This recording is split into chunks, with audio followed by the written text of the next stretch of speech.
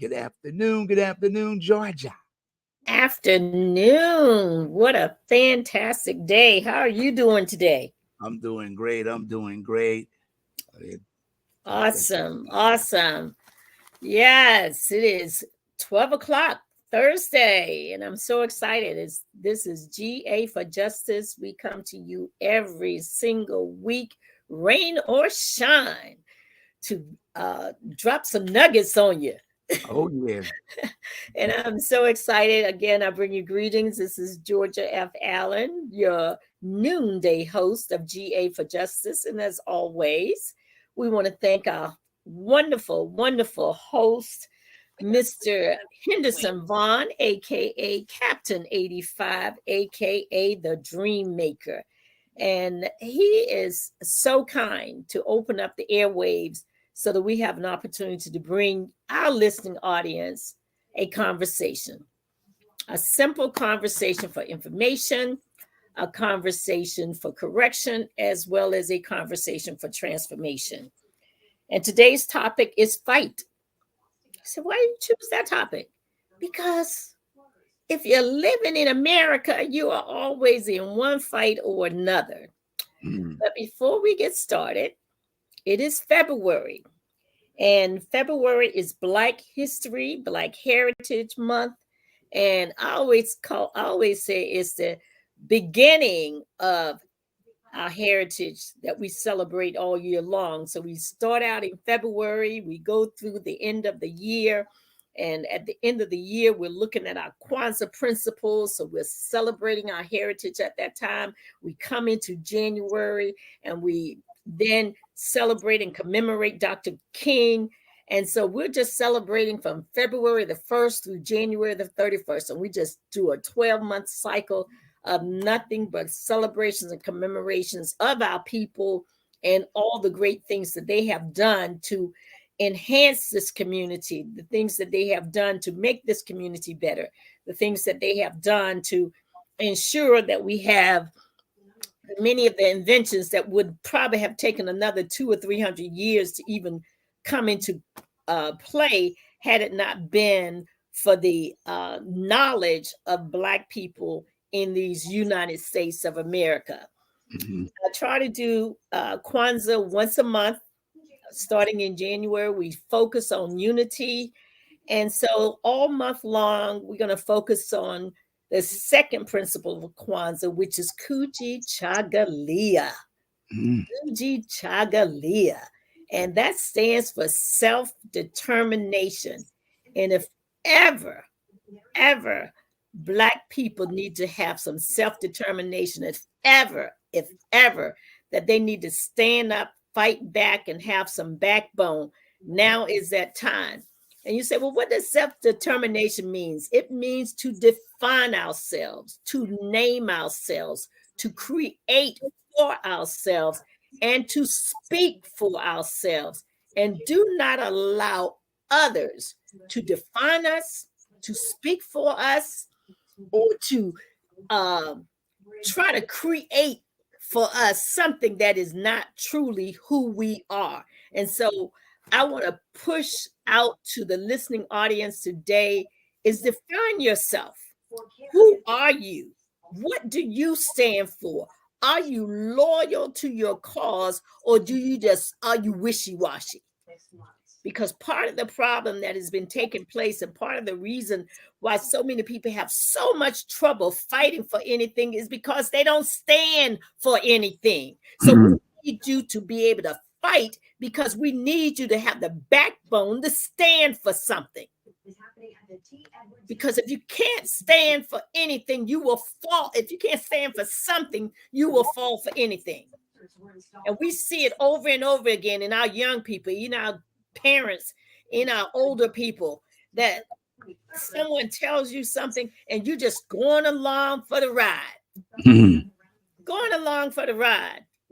And then you have nothing to show for the ride. You're homeless half the time, you're hungry half of the time. You got all this stuff going on because you won't stand for anything. So today, I'm going to talk to you about being in a fight. And again, It is the beginning of Black Heritage, Black History Month. And I'm going to focus a little bit on this lady called Mary Church Terrell. And you may have heard me talk about her because she's one of my favorite people in history. She was born all the way back in the year of the signing of the Emancipation Proclamation in 1863. And this young lady, she lived until 1954, which is the year that the schools, the Supreme Court desegregated, declared that segregated schools were unconstitutional. So she lived until she was 90 or almost 90 years old.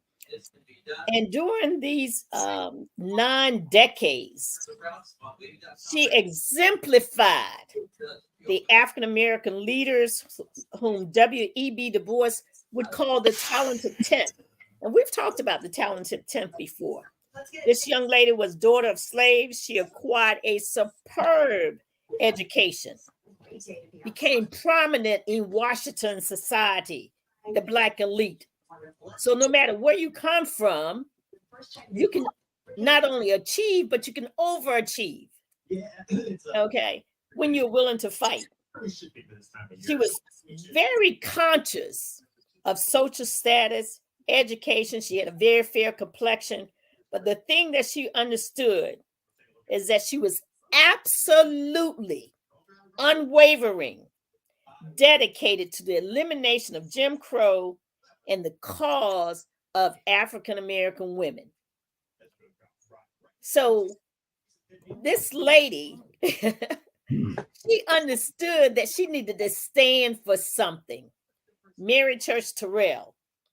And so that's what I loved about her, because she was fortunate enough to live a life of elitism, but she never allowed that to make her forget who she was and who she what she stood for. So she stood for principles. She was strong. She was born in Civil War Memphis. She was raised during Reconstruction. While she led a sheltered life and was able to go to Oberlin College, where she studied the classics, she became proficient in languages. She ultimately earned an MA degree, and then she got married in 1891 to Mr. Robert H. Terrell. She was born Mary Church. And she went on. Her husband was a Harvard graduate, but he earned his law degree at Howard.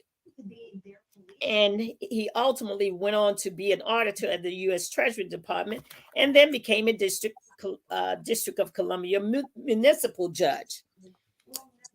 But what she did is she immersed herself in social and political issues, and ultimately she spearheaded the creation of the Colored Women's League and became the first president of the NACW, the National Association of Colored Women, back in 1896.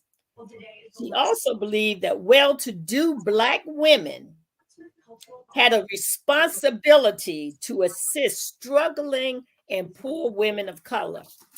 Now, I want you to think about this for a minute, to my listening audience, because we run into people all the time. I work in the area of civil rights.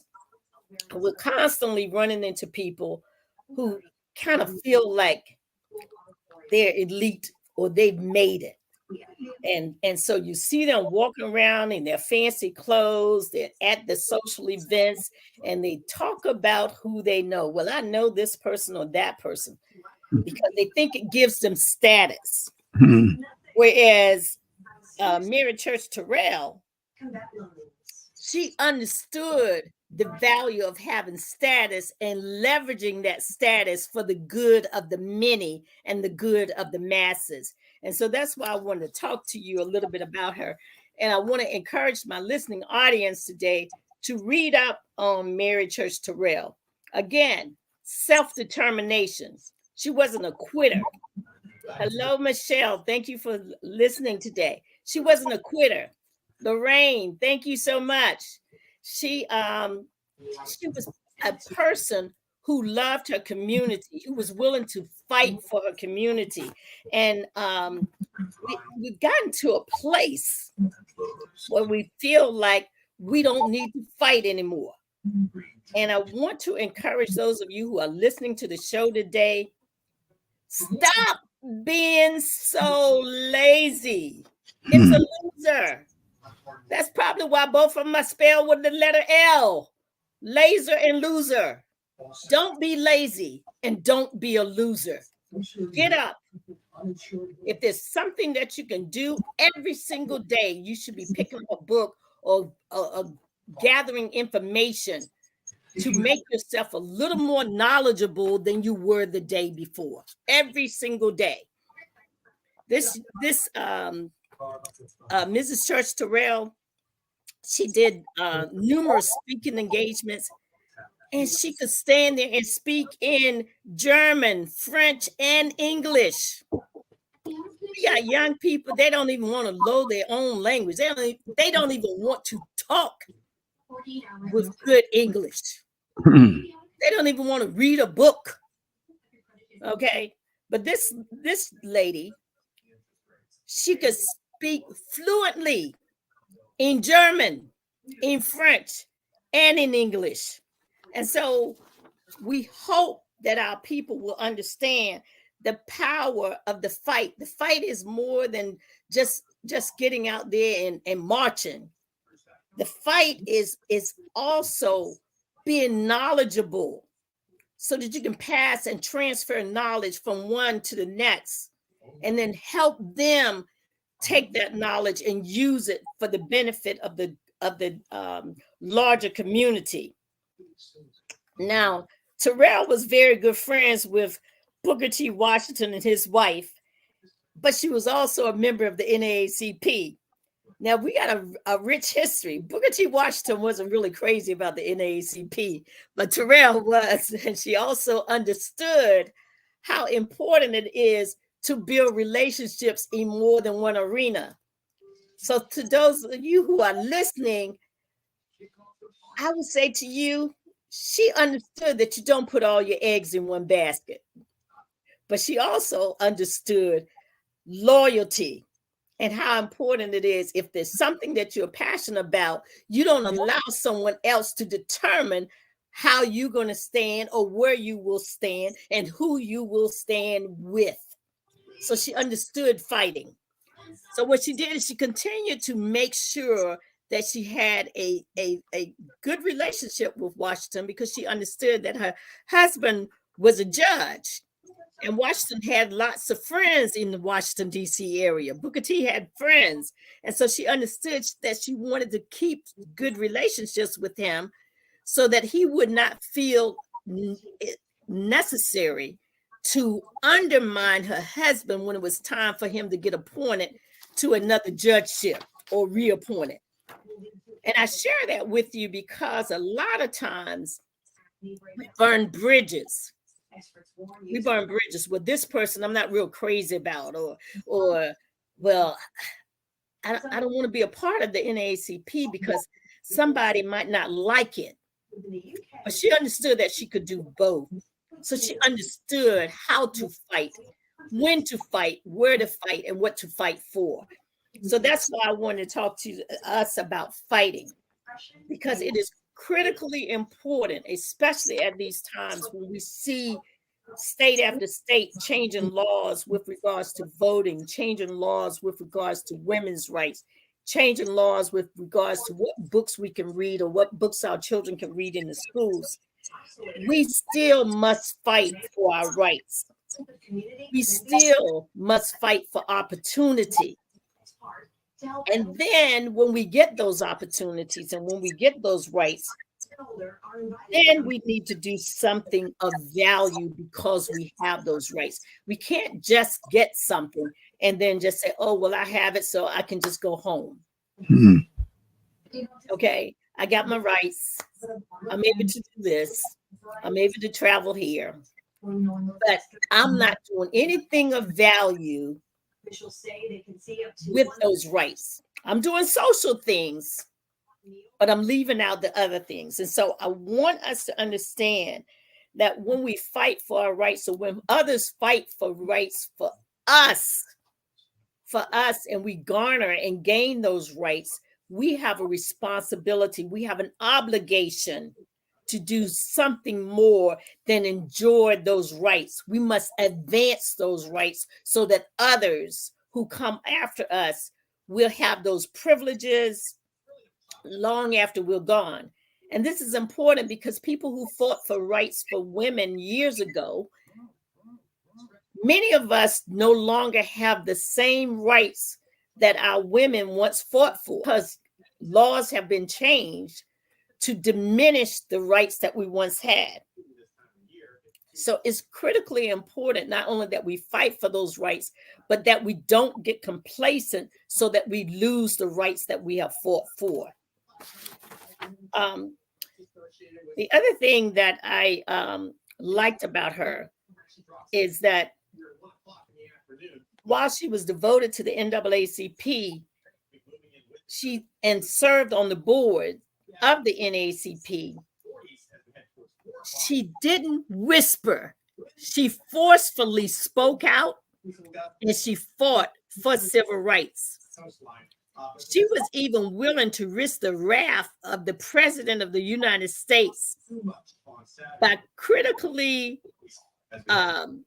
criticizing him when he dismissed 3 companies of Black soldiers following the Brownsville incident. She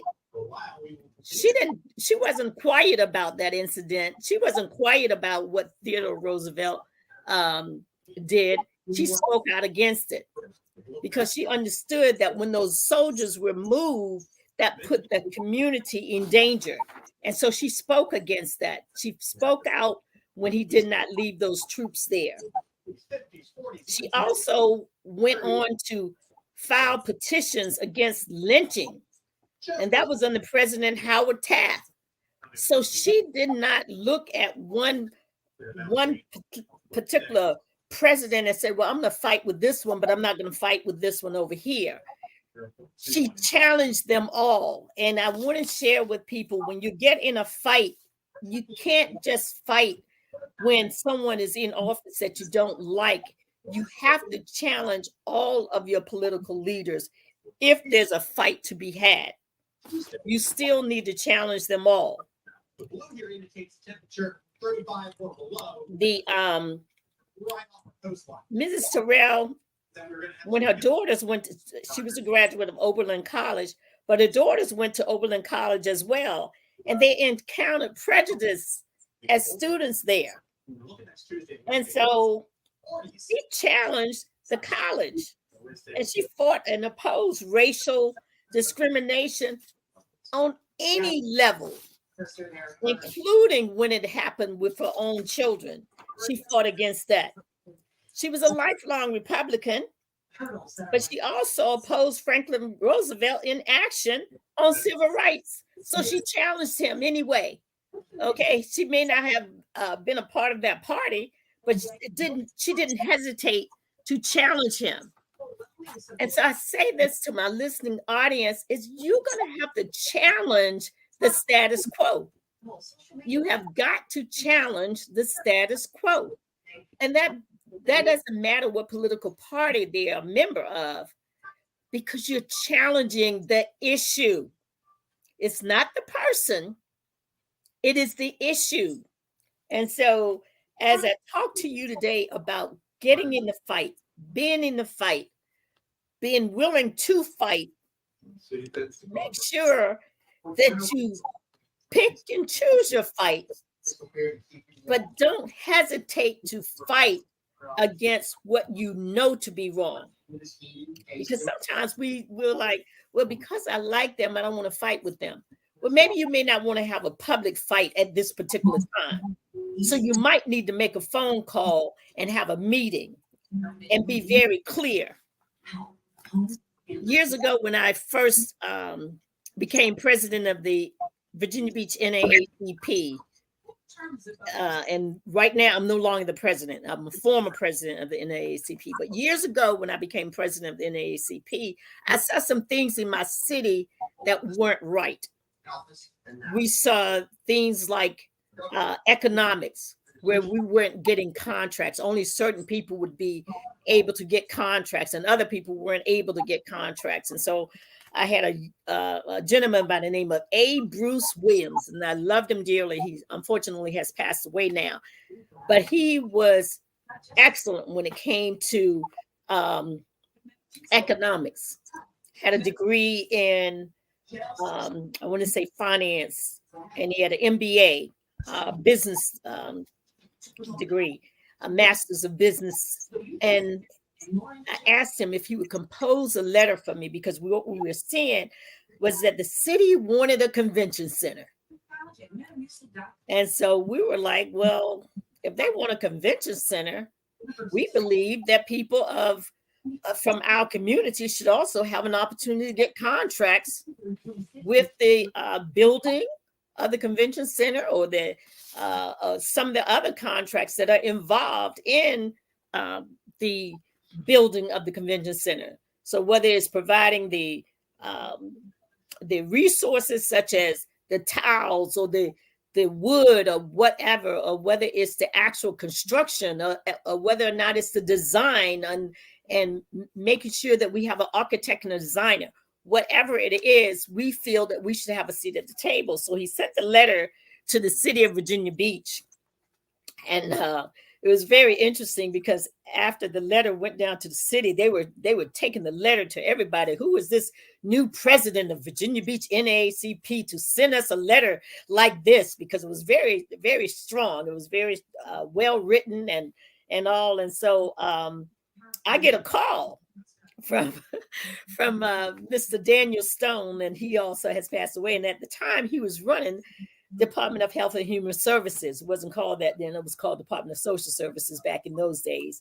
And he says, Georgia, he says, I don't know who wrote that letter, but boy, you got that city. They are just really trembling from that letter that was sent to them. And he said, they asked me, do you know Georgia Allen? He says, yes, I know Georgia Allen. She, my daughter was in her youth council, and she was very good to the young people and all. He said, well, what do you know about her? He says, I know this. She's tough, but she's fair. And that's how he described me. He said, look, he said, she is going to be fair, but she expects you to do what is right, to do what is just. And so we ended up meeting with the city of Virginia Beach. We ended up meeting with the head of the convention center, the Visitors Bureau and Convention Center, and we sat down with them. We talked with them about how they could bring someone in. They ultimately brought in a gentleman, a Black gentleman who owned his own construction firm, who was the person who ultimately began to bring it together by overseeing the project. Good morning, Mr. Moffett. Good morning, Mr. Moffett. Thank you for calling in and listening. And so sometimes you have to send them a letter. You got to put it in writing when you're having a fight with leaders of your city, your community. You have to put it in writing.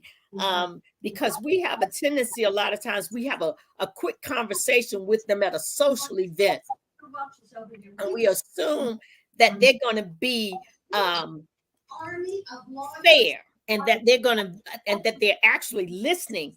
But a lot of times they have the pretense of listening, but when they walk away, they're very dismissive. But if you have it in writing, you can come back and you can follow up and say, okay, when we sent you this letter, we were concerned about this. And we're not able to check that box yet because this has not been done. And so I say that to my community today.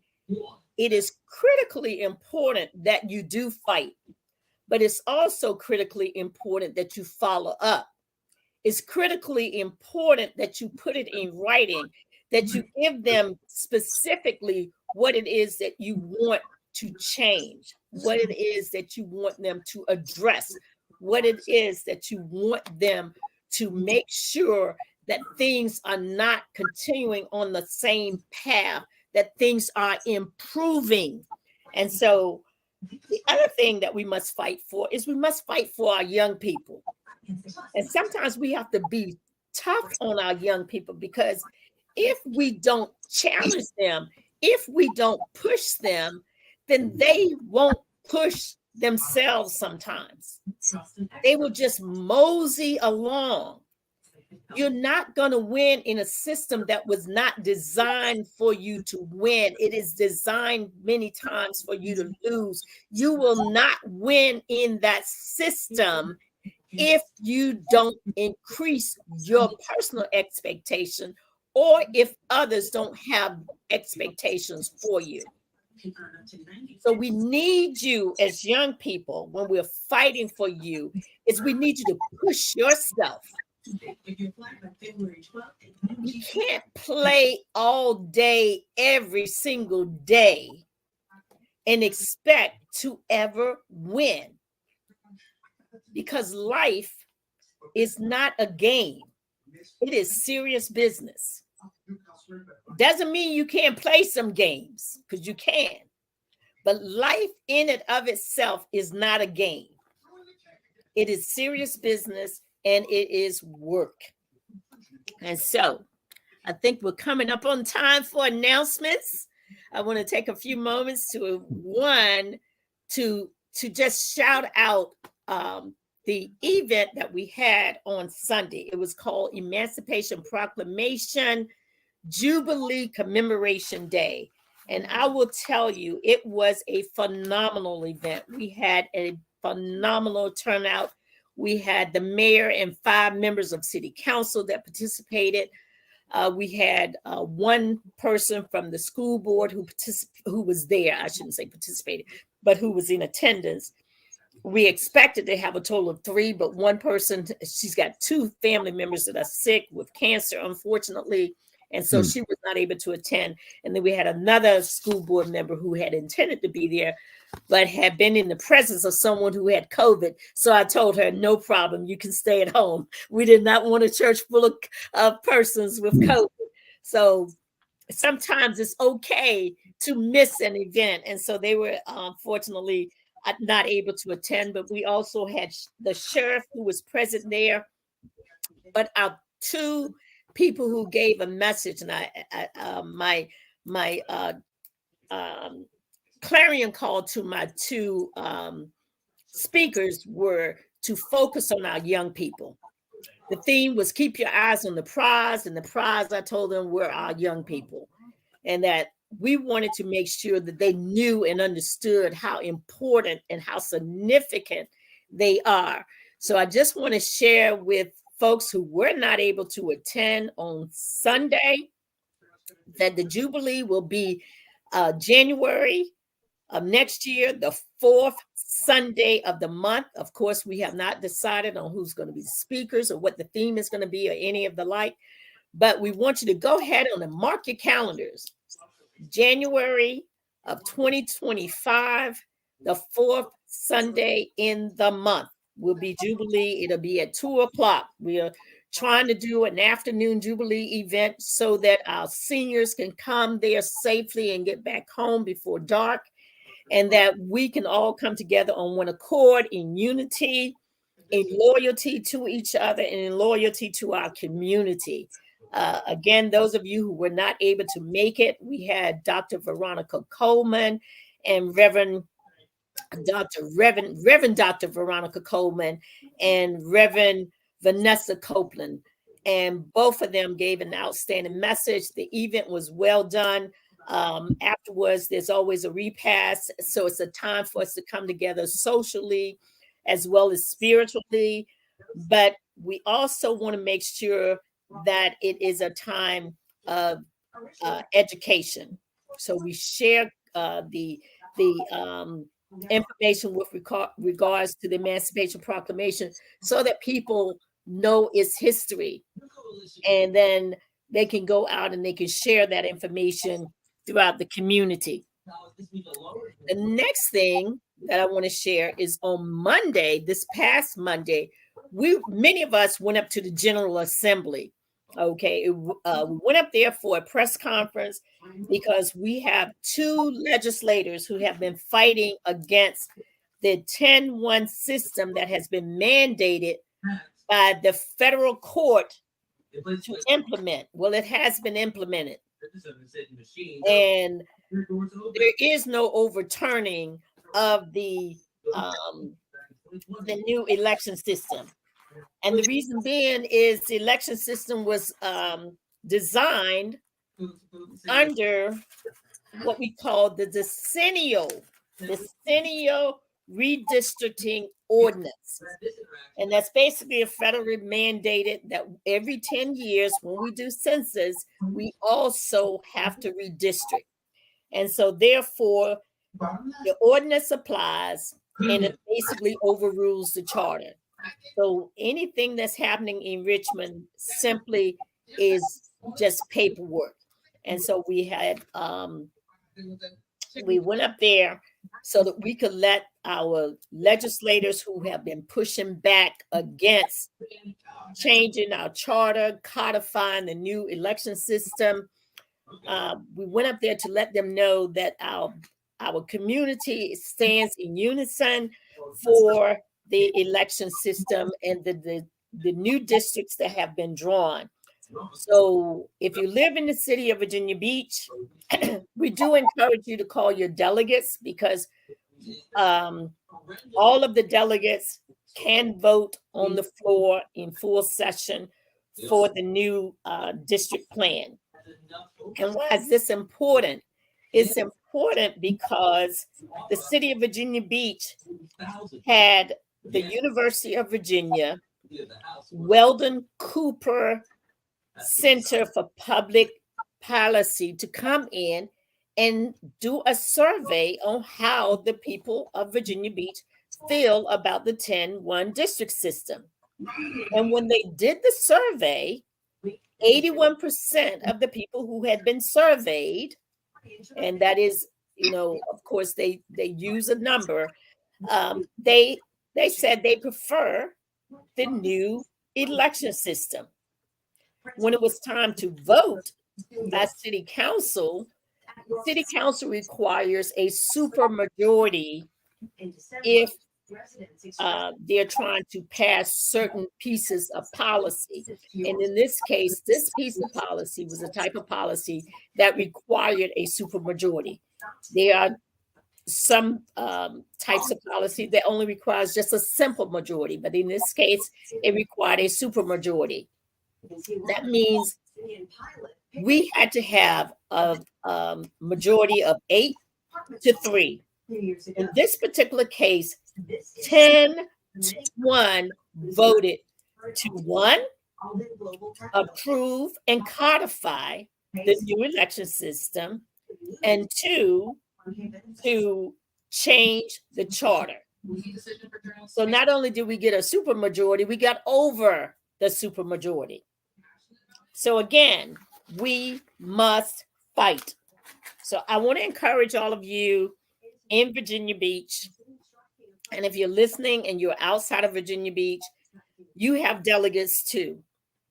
And they may be of a different political party than what you are, but we need all of our delegates, or at least 2/3 of them, to 1, vote to codify the 10-1 district system in the city of Virginia Beach, and 2, to change the Virginia Beach charter. So that is the next fight. And then the next item is this NAACP Virginia Beach will hold its first Fridays at Black Eyed Pea on Friday night, which is tomorrow, the 2nd, and it starts at 5 o'clock. And we started at 5 o'clock.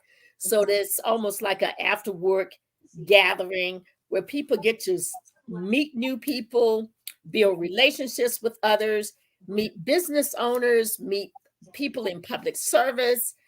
And this is an excellent opportunity for you to, 1, meet new people, 2, join the NAACP if that's your desire to do so.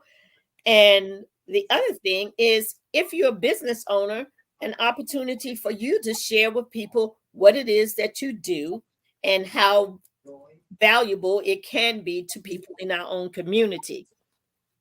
And then that will allow us to begin to build better relationships. Because one of the things that we have found as integration took place, we weren't socializing as much with one another. And so we didn't necessarily know who were the Black doctors in our local area, or who were the Black dentists, or who owned a small business that we could patronize. And we're hoping that this will allow us an opportunity to begin to build relationships throughout the community. And why is that important? Some of you may have heard that Walgreens and other drugstores are closing down around the country. Well, in cases like that, these were large, big box companies who came into the area, many times predominantly Black areas, where we already had our own pharmacists and we already had our own drugstores. But when a Walgreens or Rite Aid or CVS or something like that comes into our community, that puts our small business in a situation where they lower, the big box lower their prices and make these small businesses non-competitive.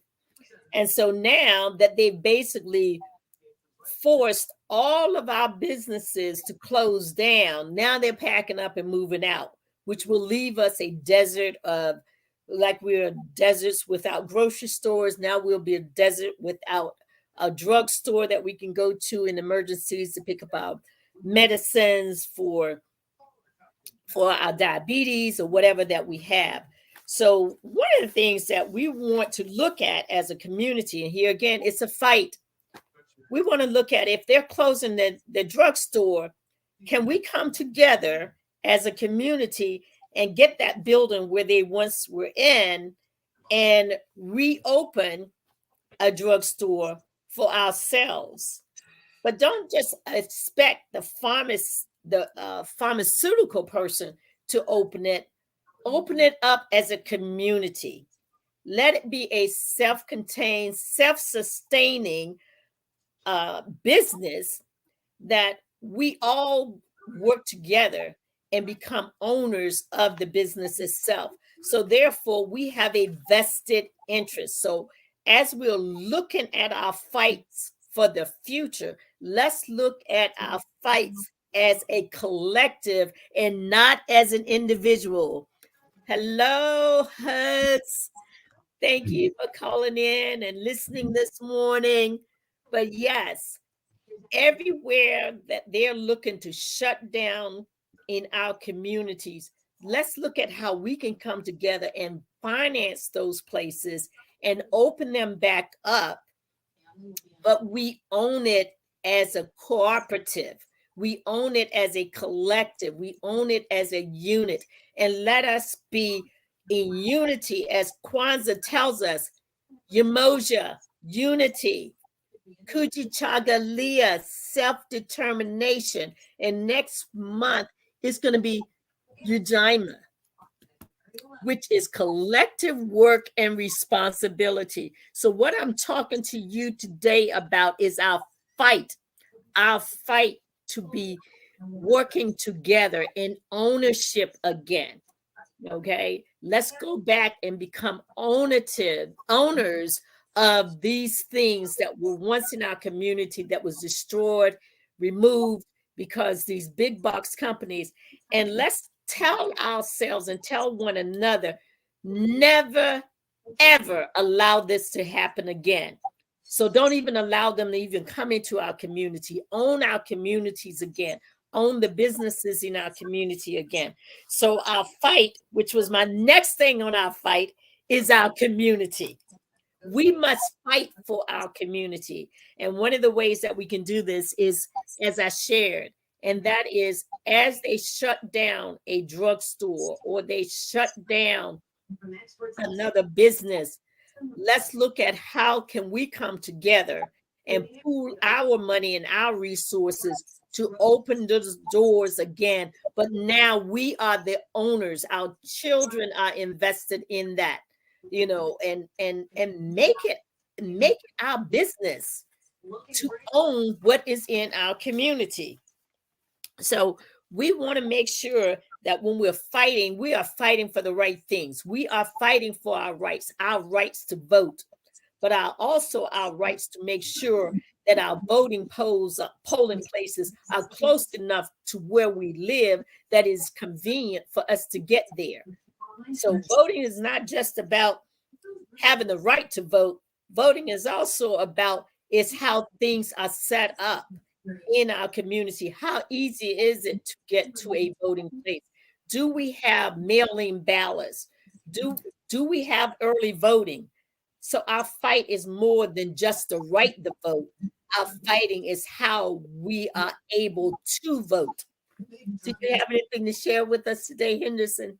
Yes, I wanted to play this because it's Black History Month. I just wanted to put that out there. And where is it? Oh, right here. Just a moment to play this right quick. Throughout the month of February, Black History Month celebrate the contributions of African Americans to American history and culture. Black History Month actually started as Negro History Week in 1926 by Carter G. Woodson. The goal of Black History Week was to educate African Americans about their cultural background and instill in us a sense of pride in our race. But in the words of a well-known actor, you're going to relegate Black history to a month?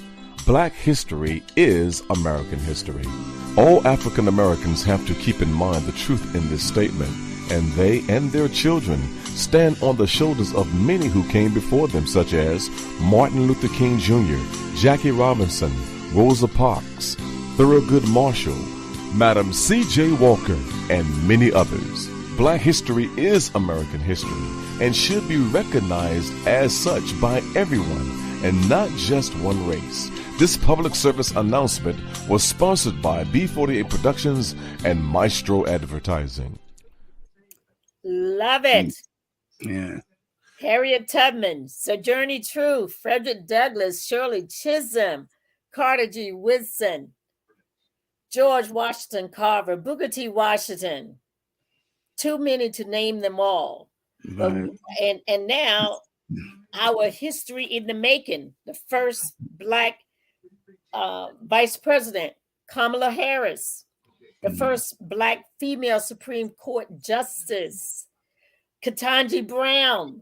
Okay, Ketanji Brown Jackson. So we have history being made every single day.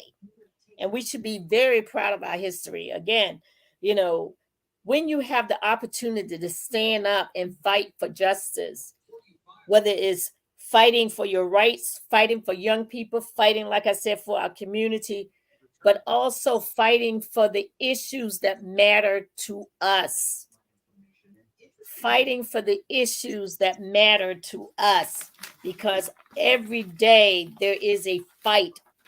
Every day throughout our community, there is a fight, and whether it's a climate bill, or whether it's an environmental bill, or whether it's a criminal justice bill, or whether it's an education bill, women's health care bill, these are issues that we have to fight for, and we should not hesitate to stand up, straighten our back up, and stop allowing others to ride our back, walk through the door after we broke down the door, and allow them to relish in the benefits.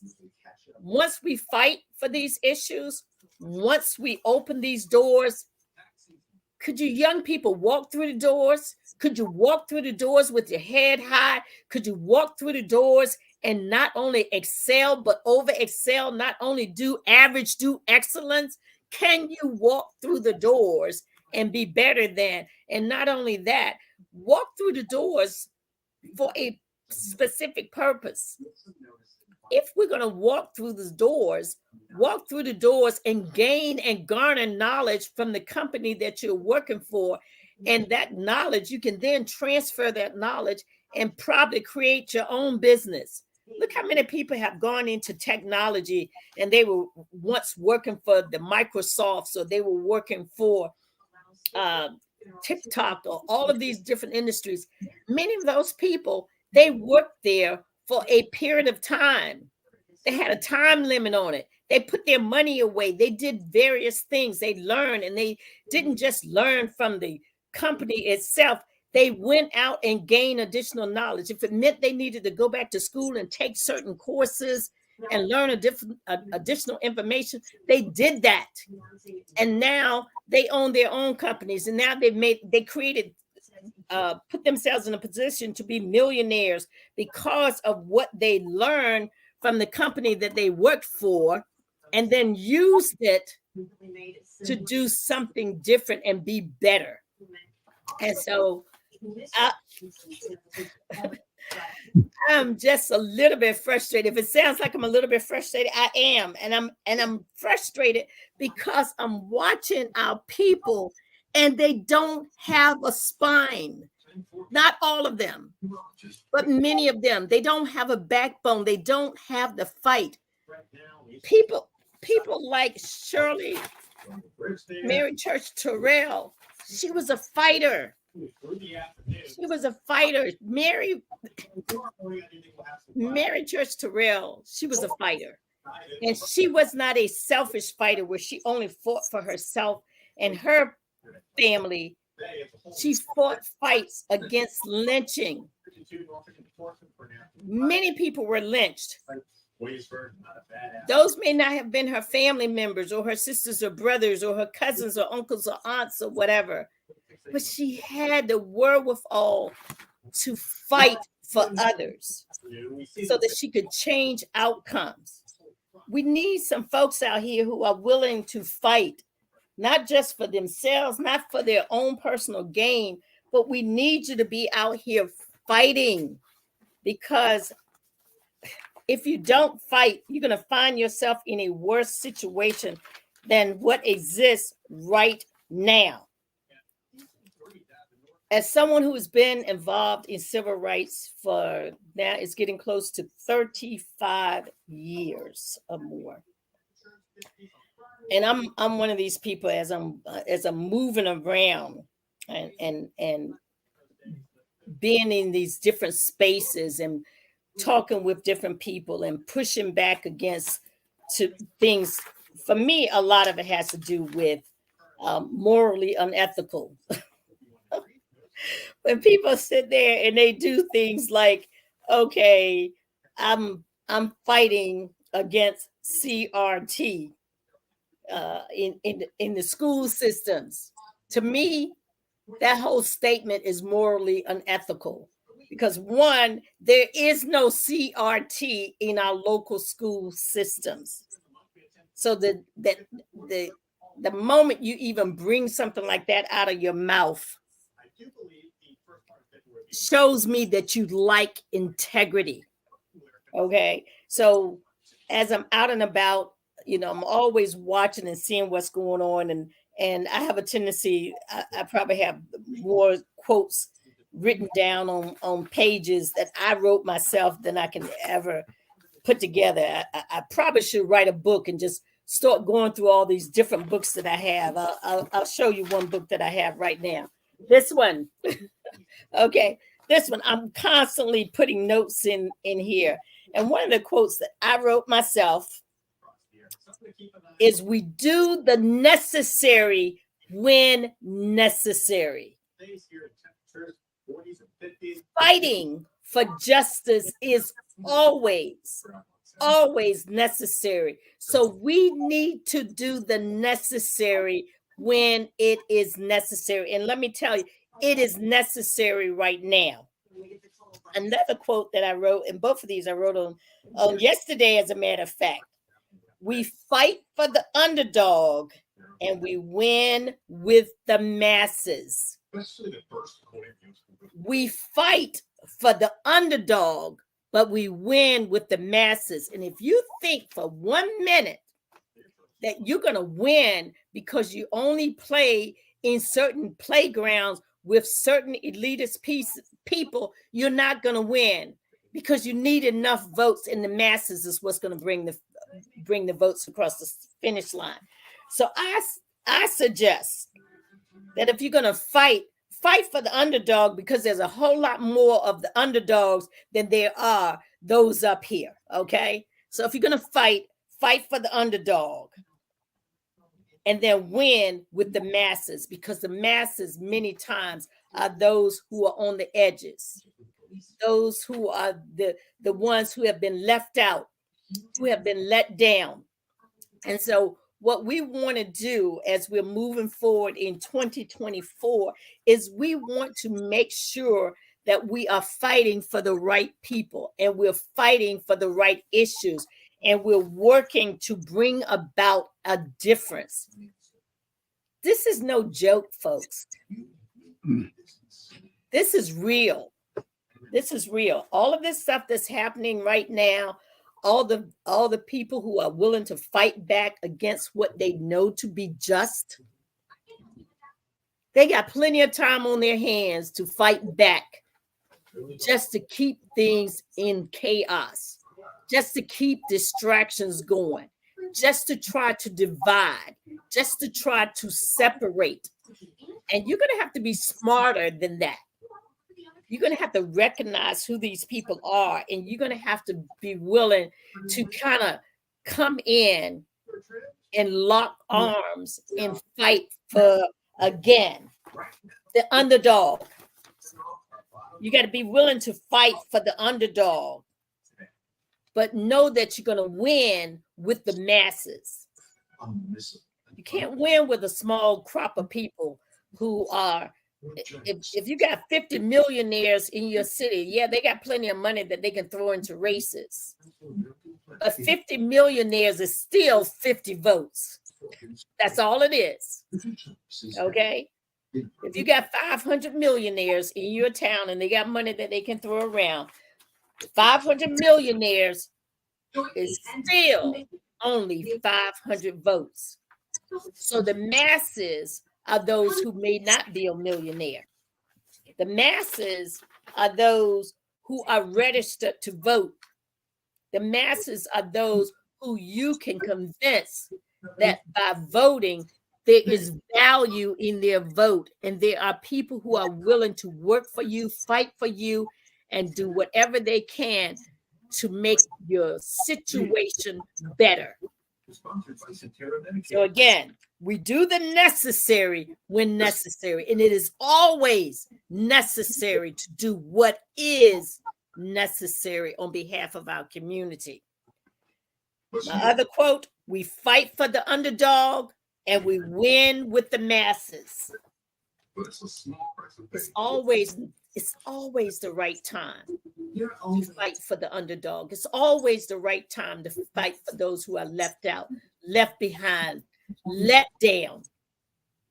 It's always right. So today, my message to all of you who are listening is fight. Fight. Fight. Because we're not going to win if we're not willing to fight. We are not going to win if we're not willing to show up. We're not going to win if we're not willing to pick up the phone and call our people who are elected to office. We are not going to win sitting down and doing absolutely nothing. We're not going to win that way. We win by getting into the fight. And no, it's not easy. If anybody can tell you, I can tell you, it is not easy. I can let you know, no, it's not easy. It's not even easy trying to help your own people sometimes. They give you more trouble than the other folks give you. They give you more trouble than the other folks give you. You try to help your people and you're sitting there, you're out here, you're on the battlefield, you're all armored up. You got your breastplate on, you got your sword, you got your shield, you got it all. And you're out here and you go out to battle and you go before city council and you're telling them that what is taking place in the city with regards to their hiring practices is wrong. And you let them know that. And then along comes someone says, oh my gosh, I don't think you should fight for that. And they look just like you. And they know that this stuff is not right.